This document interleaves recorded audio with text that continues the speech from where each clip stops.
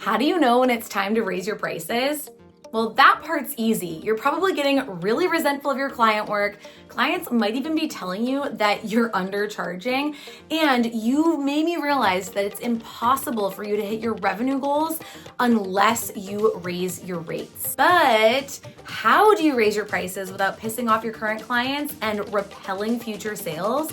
That is exactly what I'm going to talk about in this video. I'm going to be sharing 5 great tips with you for how to double your prices and work half as much time so you can make the same amount of money and then eventually double your current revenue.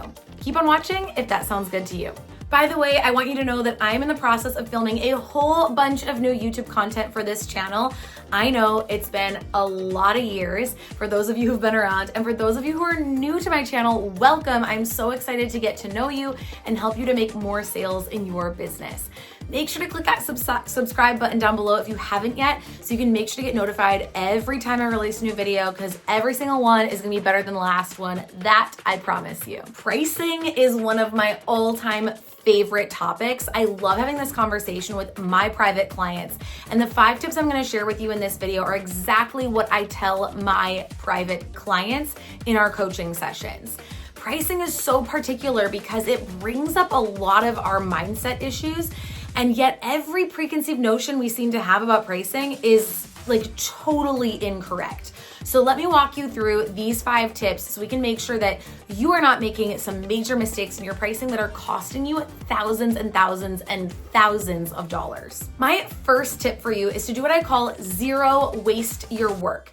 You zero waste your work when you make sure that you are delivering your deliverable, if that's a service, in the most efficient way possible. This requires you to stop thinking like a creative and start thinking like a business owner, which I know is hard because we started our businesses because we're creative and passionate and great at what we do. Look, I'm a copywriter. I want to spend all day like making the copy perfect. But if I do that, I'm not being efficient with my time. Now, I have this free calculator I call the Client Capacity Calculator. You can download it in the description box below.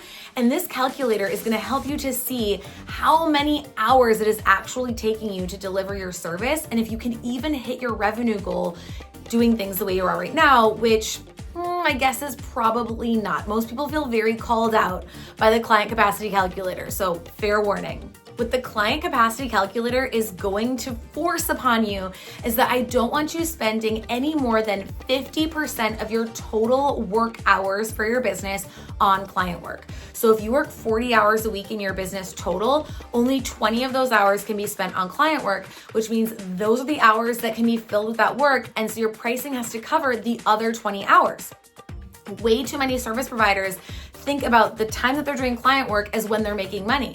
It's not when you're making money. It's when you're actually out there selling and marketing that you're making money. It's just that the money is coming in from the client work, but it's already sold by the time you're actually doing the work. So if you're making $100 an hour on actual client work, and you're spending 50% of your time on client work, you're actually only making $50 an hour from that work, because we need that client work to cover all of the hours you're working in your business, not just the hours you're spending on the actual client work. Tip number 2 is to know your revenue goal.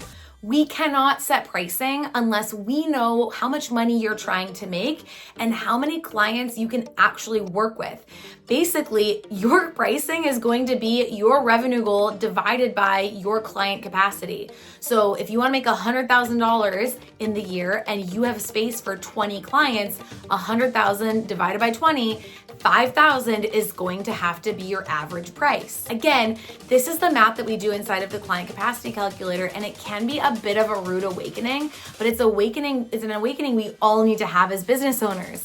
How can we set our pricing if we don't even know how much money we're trying to make? At the end of the day, there's only a few variables you have to play with: your pricing, how long it takes you to deliver the service, and your revenue goal. And you have to know which ones you're willing to compromise on. And you might have to compromise a little bit on all of them, but you've got to make peace with those numbers. Tip number 3 is to flip the script. This is where we start to talk about actually communicating a higher price point to your clients, which is what this video is all about. Right now, your clients are paying a certain amount of money for a certain level of service. When we raise the price, we need to show them that that level of service is improving at least double if we're doubling the price. We need to make that a no-brainer. The big shift that happens here for most service providers is you need to shift away from dollars per hour pricing to value-based pricing. Value-based pricing is all about the positioning of the result that your offer provides, not the specific work and deliverables that you're doing. So let's say that you're a social media manager and you're helping clients create their social media content every single month. Instead of focusing your package on exactly how many social media posts they're going to have, I want you to focus on why do they need social media content in the first place? What is the result that they're going to achieve in their business because of having the social media content done? This is where people start to freak out because they go, oh my God, I don't want to promise any results. And that's where it really comes down to following my sales page copywriting trainings. I have some free templates for you in the link in the description below. And I also have a video I just posted recently on my sales page formula. In order to sell people on a higher price service, you got to justify that and you've got to position it for them as uber freaking valuable and an absolute no-brainer. Tip number 4 is you need to stop assuming that people can't afford you and won't pay higher prices. I guarantee you that the same people who are saying that you're priced too high right now are actually paying more than that for other services that were sold to them better than how you're selling yours. You've got to put the onus on your shoulders to make sure that you're positioning your work in a way that shows that value and stop assuming what people can and cannot afford. Affordability is a very subjective thing. Everybody makes financial decisions in a different way. Some people are more comfortable using credit cards to pay for things for their business and others are not. Someone might have the same amount of money in their bank account as someone else and one says they can afford something and one says they can't. It's not as cut and dry as I have X amount of money, I can afford your thing or not.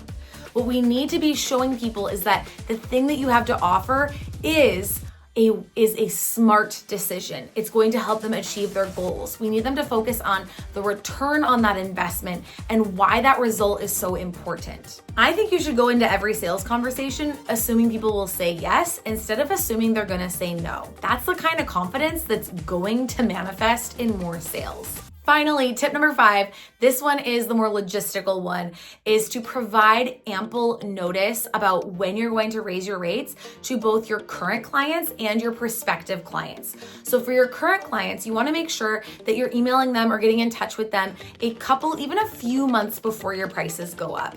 I think 2 months is probably really good because that way you're providing them some time to think about it before they need to make that decision.